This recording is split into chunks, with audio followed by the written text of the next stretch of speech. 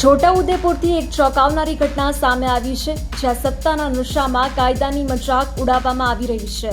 તાજેતરમાં ચૂંટાયેલા છોટાઉદેપુર તાલુકા પંચાયતના નવા પ્રમુખ રમેશ રાઠવાએ પોતાની નિમણૂકની ખુશીમાં ભાન ભૂલીને જાહેરમાં બે બંદૂકો લઈને હવામાં ગોળીબાર કર્યો હોય તેમ ઉન્માદ મચાવ્યો હતો। આ વિડીયો સોશિયલ મીડિયા પર વાયરલ થતાં જ ભારે રોષ જોવા મળી રહ્યો છે। નોંધપાત્ર છે કે અગાઉ સાંસદ જસુભાઈ રાઠવા અને તેમના પુત્ર સંગ્રામસિંહનો પણ જાહેરમાં બંદૂકો સાથેનો વિડીયો વાયરલ થયો હતો। રાજ્યમાં વારંવાર બનતી આ પ્રકારની ઘટનાઓએ સવાલ ઉભો કર્યો છે કે શું નેતાઓ અને તેમના પરિવારજનો માટે કાયદો અલગ છે?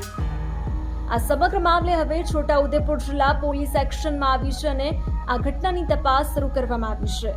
ત્યારે શું આ નેતાઓ પર કાયદાનો કડક પંજો પડશે કે પછી વાત માત્ર તપાસ સુધી જ સીમિત રહેશે?